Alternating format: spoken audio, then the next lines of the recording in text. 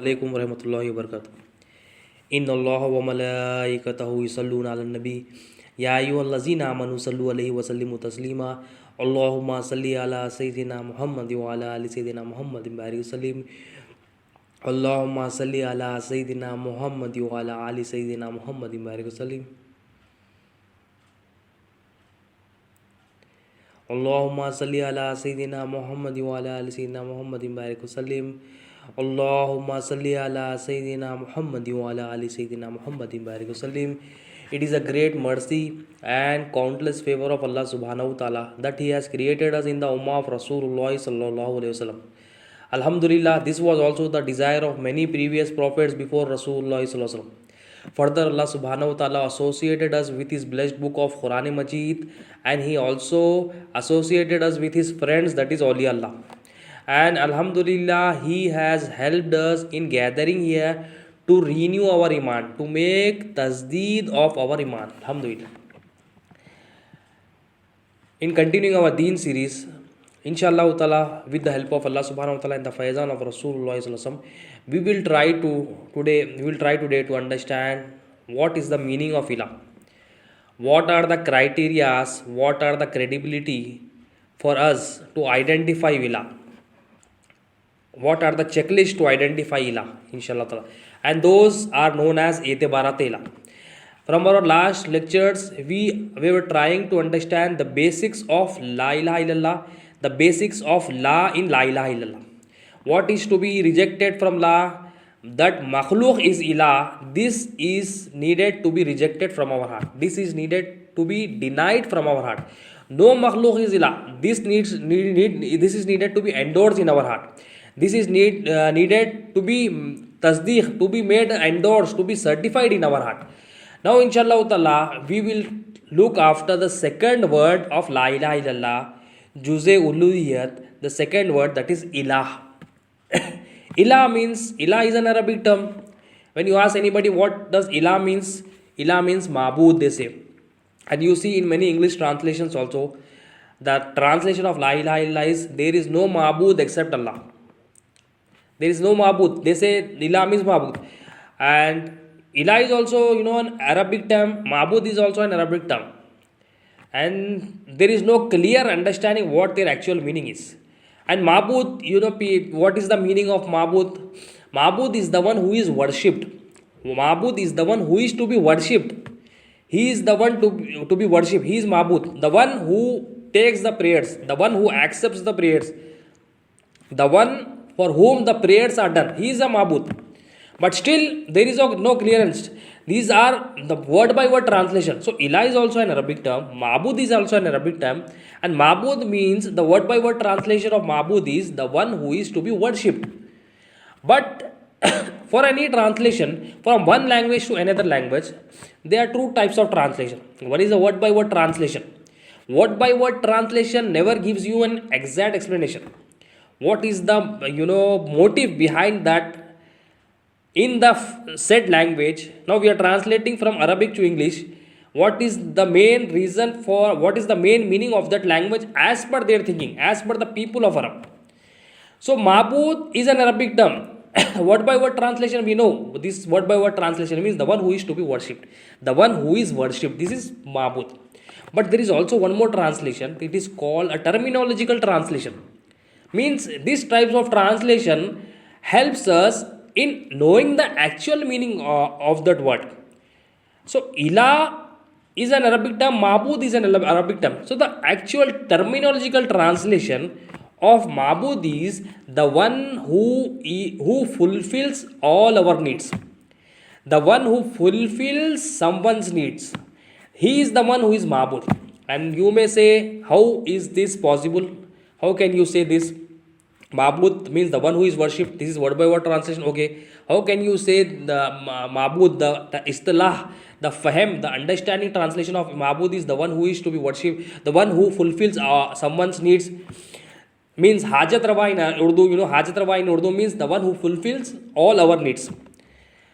How can you say that? This is from the time before Islam, before 1400 years ago.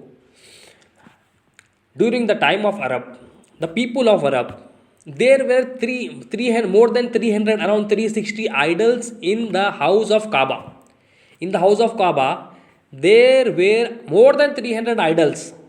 People, they used to go to each idol, and what was their thinking, what was their understanding, that they made each idol, they gave a title for each idol. Like if they needed water, they had an idol for water, and they worshipped that idol. They asked that idol for water. If they had a problem in their business, they had one idol for that. If they had a problem for any disease, they had an idol for that. If they had a problem for any misunderstandings, they had an idol for that.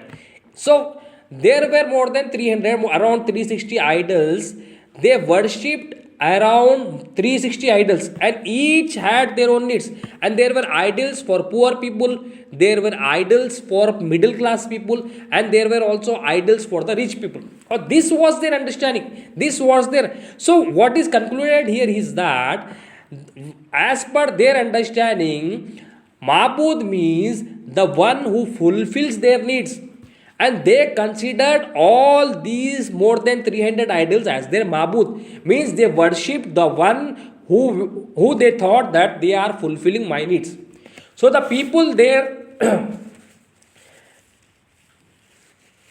so people around those times, they thought that this idol is fulfilling my needs of money, this idol is fulfilling my needs of food, this idol is fulfilling my needs of my business, this idol is fulfilling my needs for diseases, means a cure in my diseases. So each of them, they have this understanding that this idol fulfill my needs. From this the Awliya Allah, they explained to us that Mabood is the one who fulfills all our needs, because they were the people who knew Arabic, and their understanding, their istilah, their terminology about Mabood was the one who fulfills all our needs, the one who fulfills someone's needs.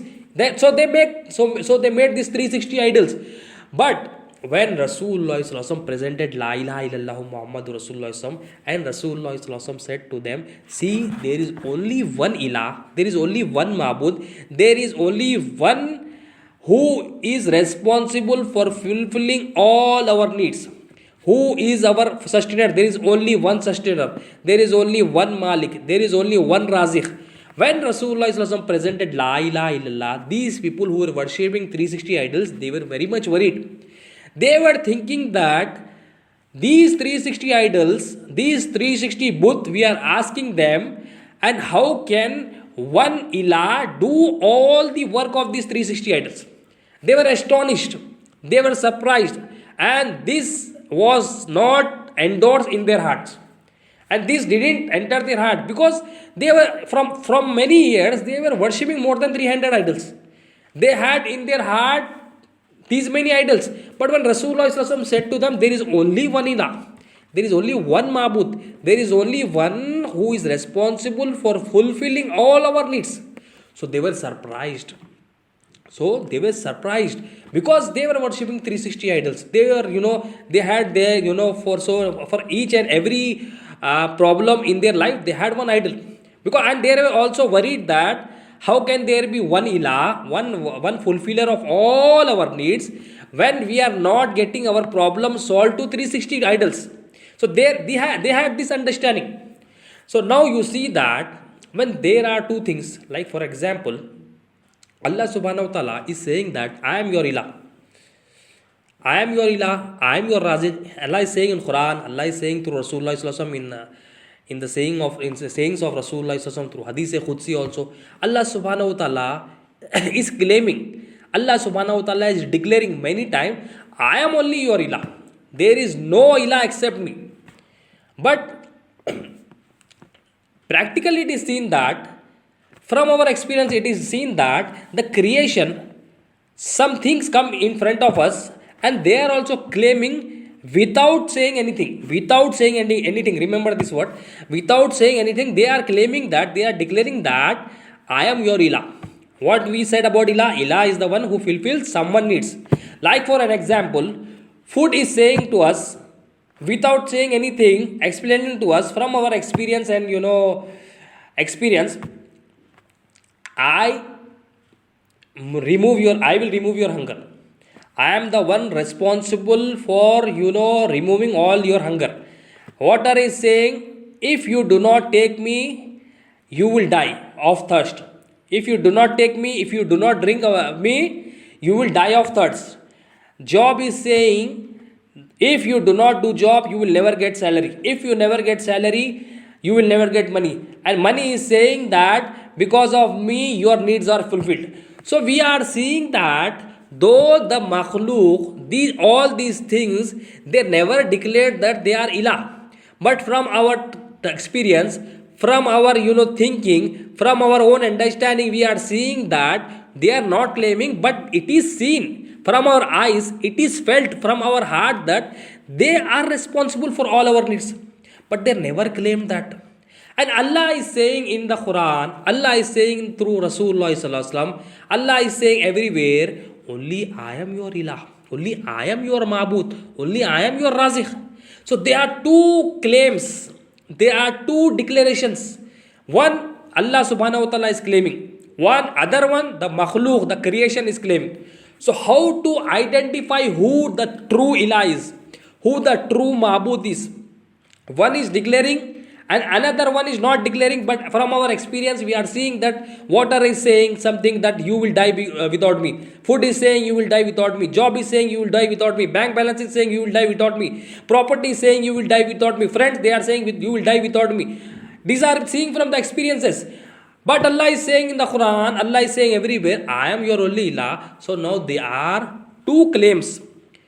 There are two people. There are not two people, there are two things which are coming in front of us. One is Allah subhanahu wa ta'ala and the rest are His creation. These two are coming before us and they are saying, it is felt that they are showing, one is saying in the Quran, Allah subhanahu wa ta'ala is saying, and the other they are not saying from their mouth, but from our experience it is felt that they are showing that they are Ilah. Water, food, job, property, everything. So when there are two claims, what happens? There is a checklist for identifying them. For an example, there are two cricket teams. One says, I will win the World Cup. Another says, I will win the World Cup. What is done? There is a World Cup for that.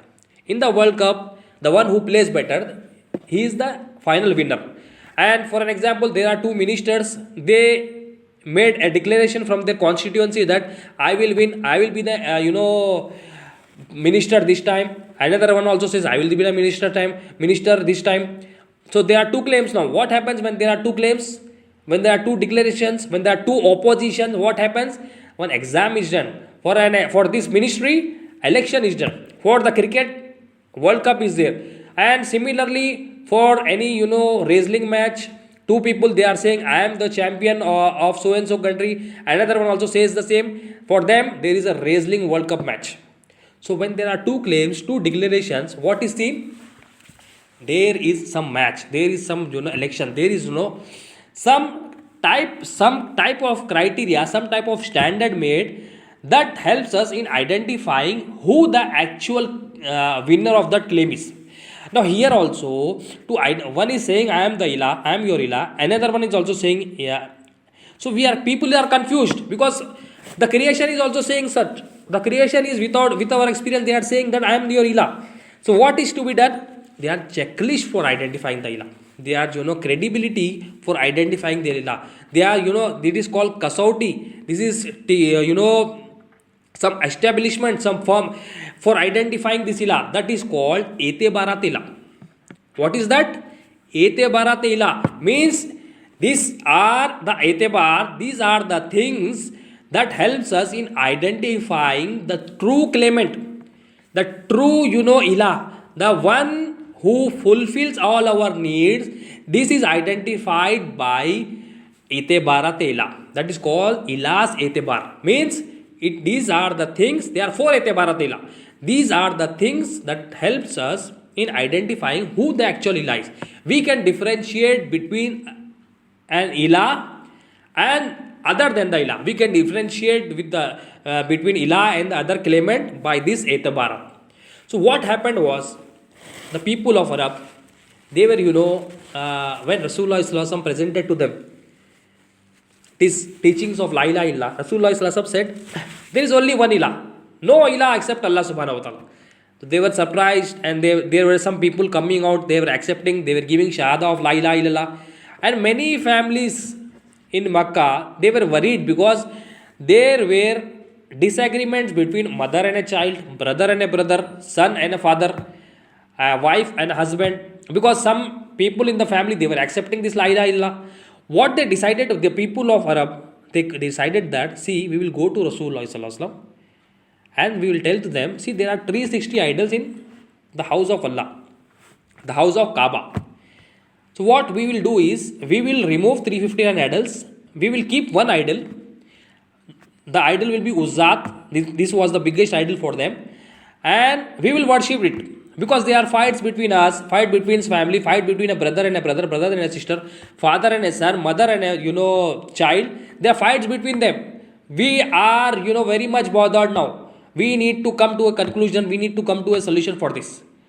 When they came with this proposal to Rasulullah sallallahu didn't rejected them, because they from out of 360 they were ready to move 359 out. At least they did this very big thing of moving 359 adults out. They came with one ilah. They said, we will worship one ilah. Then Rasulullah sallallahu with hikmah, he said, oh people, what we will do is, you brought one idol, no? Uzzat, you brought one idol. What we will do is, you keep your idol and I will keep my ilah. We will keep etebarat ilah. We will keep some checklist. We will keep some things that will help us in identifying this actual ilah. You keep this idol, no problem. I will keep my ilah. With these two things, because there are two claims now. One is the claim of the Arabs that the one idol is their sustainer, their fulfiller of needs. And Rasulullah sallallahu is saying there is only one ilah who fulfills all the needs. So now there are two claims. When there are two claims, Rasulullah sallallahu said, as per our experiences, Rasulullah sallallahu also said, we will keep etebarat ilah. These etebarat ilah, these are very much important. There are 4 etebarat ilah.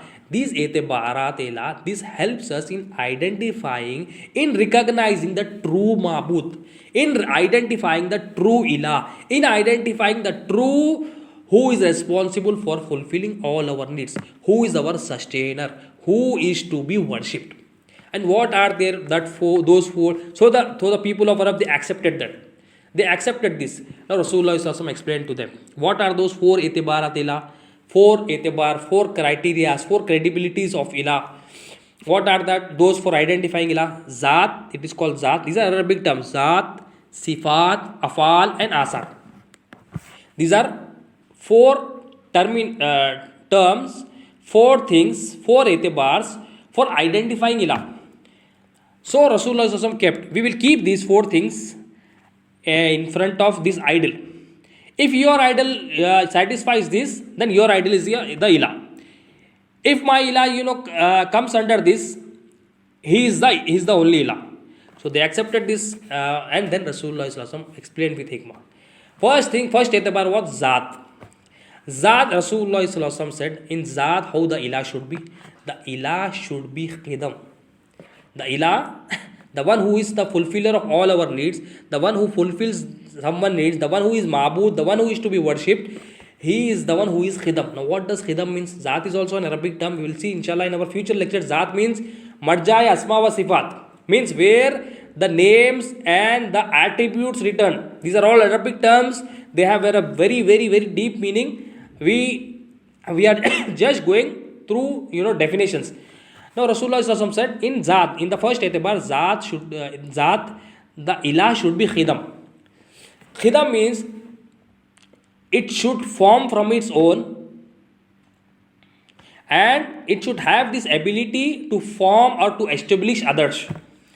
Khidam means the one who forms or establishes on his own. Nobody forms him, and he has this capability to form others. He has this capability to form others. Now, when the idol was kept with the definition of khidam, in Zat, ilah should be khidam. Is the idol formed on its own? No, someone formed it. Someone established that idol.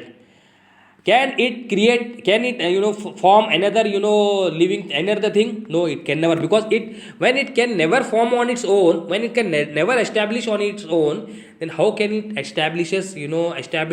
form another thing? So in the first etibar, the BOOJH was removed. The BOOJH was used. Now the BOOJH is not khidam, the BOOJH is Adam means non-existent. Adam means nullified, zero, negated. It is not it is not on its own. It was never there before its creation. Before it came, it was never there. It is Adam. So in the first etibar, the BOOJH was removed. Second etibar, this is in Zat Ilah should be khidam. Now we are checking the idol only, the one idol. Uzzat is being checked here. Second etibar, second criteria for identifying Ilah, the true Ilah, true Mabood, true fulfiller of all our needs. It is called Sifat. Sifat means it is known as Kamalat Zat. We are not going into the true actual deep meanings for that. We are just going for identifying this idol. In Sifat, how this the Ilah is.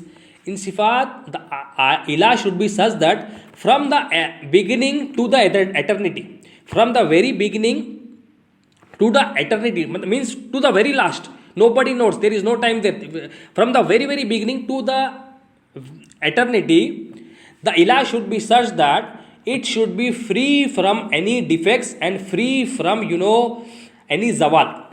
Free from any naqs and zawal. Naqs means there are some defects in this. Ilah should be free from any defects. And zawal means decline. Ilah should be free from decline. Means from the very beginning to the very end, to the eternity, Ilah should be such that it should be free from naqs, that means defects, and it should be free from zawal, that means it should have no, declination.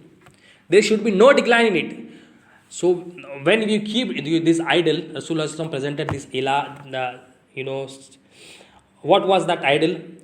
The idol was not, Kamil. Kamil means it was not perfect. It was, first of all, it was not khidam. And secondly, in Sifat, it is not Kamil, it is Naqis. There are defects in that idol. And there are declines in that idol. There are zawals in that, idol. So in the second etibar also, this makhluk, this BOOJH, this idol was removed. It was not under the second etibar also. And in the second etibar there are also some more for identifying the Ilah. What are those? There are 7 own attributes, sifats, own sifat. What they are called Zati sifat. What are that? Those hayat means life. Ilm means knowledge. Irada means these thoughts, these intentions. Khudrat means the divine power. And this Samat means listening. Basarat means seeing. And the last 7th, Zati Sifat is Kalam. Kalam means speaking, talking. Thus, it should have these 7, Ilah should have these 7 Zati Sifat. Means from Azal till Abad. From the very beginning to the end, it should be free from Naqs and Zawal, and it should be Kamil. It should be perfectly in this. It should perfectly be having this Hayat. It should perfectly be having this Ilm knowledge. It should perfectly be having Irada intentions. And it should be perfectly be having Qudrat, Samad, Basarat and Kalam. Means it should have no Zawal, that means decline, and no Naqs, that means defect. And now we will keep the idol in this. Idol, it has hayat, it has life in it. Ilah is the one who has a life in it. Who has life. And it should be from Azal to Abad.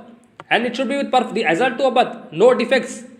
Free from defects. Free from decline. Ilah is the one having this, property, having this, credibility, having this criteria.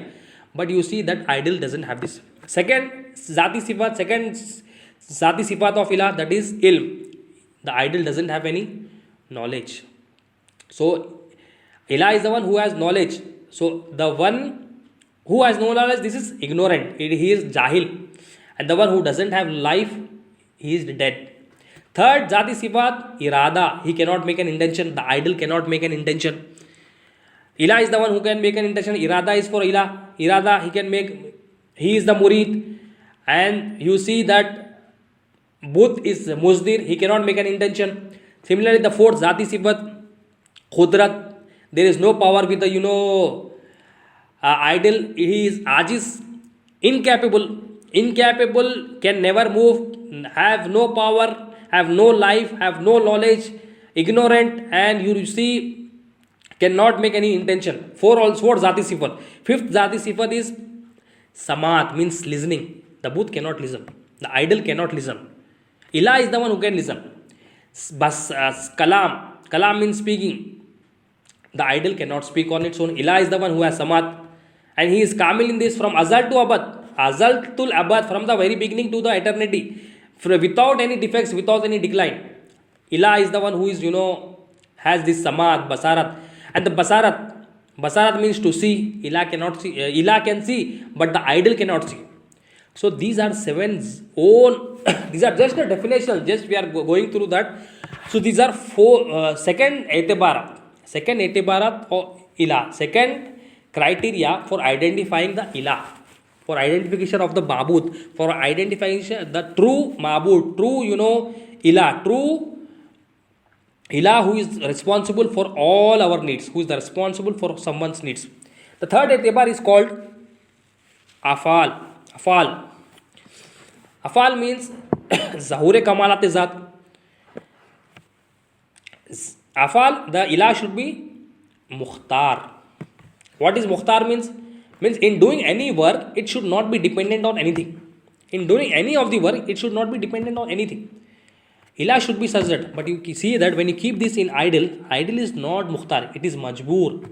Means it cannot move by itself. The idol is dependent on any other people. The idol is dependent on all other people. But Ilah is the one who is not dependent on anybody.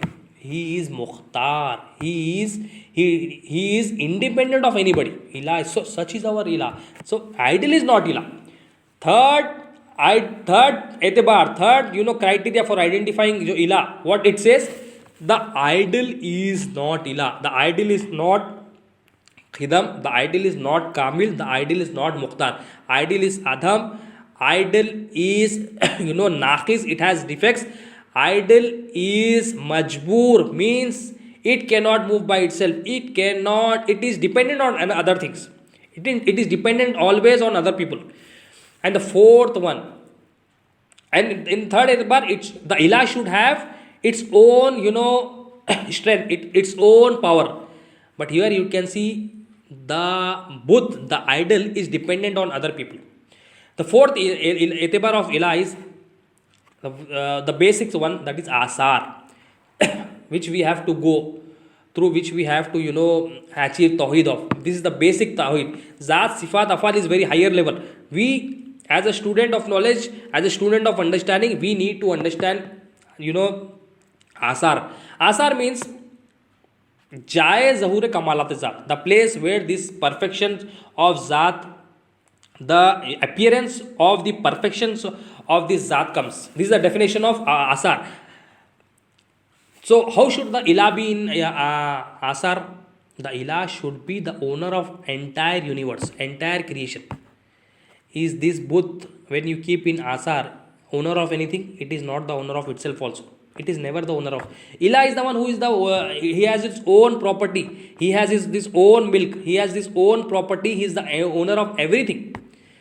And what is that Booth there? The Booth is a property of someone else.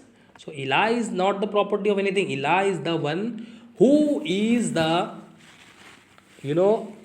owner of all the things. So we went through one example. Now we will keep one example and conclude our talk. We will keep food. Now everybody is saying, food is saying that I am your Ilah. I fulfill all your needs. Water is saying I am your Ilah. Job is saying I am your. Everybody is declaring that without any saying also. From our experience we are seeing this. Car is saying, I make you travel from one city to another city easily. I am your sustainer. I am the one who fulfills your needs. Friend is saying, I help you in your needs. When you have a problem, you come to me, I fulfill your needs. So everybody is making a claim now. How to identify the Ilah? These are the criteria, the four etibarat Ilah.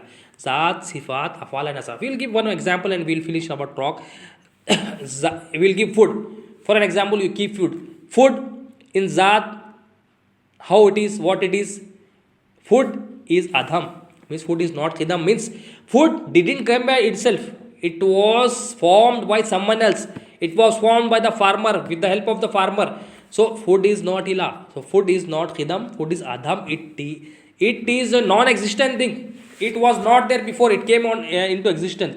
So it is not Ilah. In Zat, food is removed. Now we should see all these four etibars in anything. If we feel that we are having in this heart that so and so people are say, I am feeling that so and so things are my fulfiller of all my needs. They are my sustainer. Then we should see this Ilah. So that is why the knowledge of Deen is very important.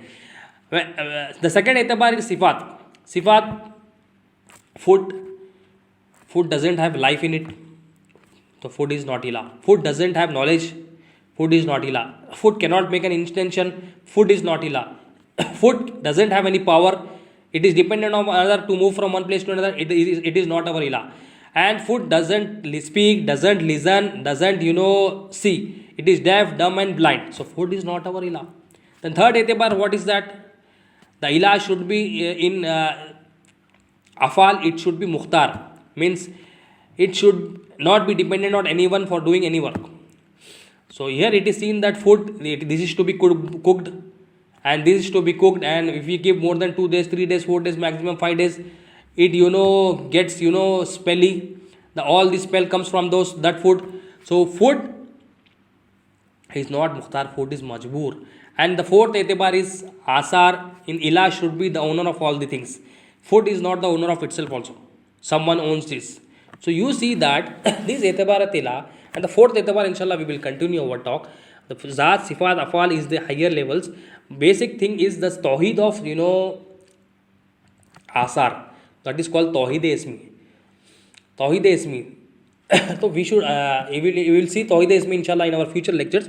But the main thing behind this is the knowledge of La ilaha illallah is so much important. This etibar at Ilah, this helps us in identifying the true Ilah. Who is the true Ilah? When everybody is claiming that I am your sustainer, I am the one who fulfills all your needs, I am the one who needs to be worshipped, I am the one who is your Raziq, then this etibarat Ilah helps us. With this I conclude my talk. I pray to Allah subhanahu wa ta'ala, Allahumma salli ala Sayyidina Muhammad wa ala Sayyidina Muhammadin barik salim. Allah subhanahu wa ta'ala, please accept our efforts, forgive our mistakes and whatever was done knowingly, unknowingly. Make us die on Iman, Ahsan, Taqwa and Tauheed. Allahumma salli ala Sayyidina Muhammad wa ala Sayyidina Muhammadin barik salim. Subhana rabbika rabbil izzati amma yasifun wa salamun al mursalin. Alhamdulillah.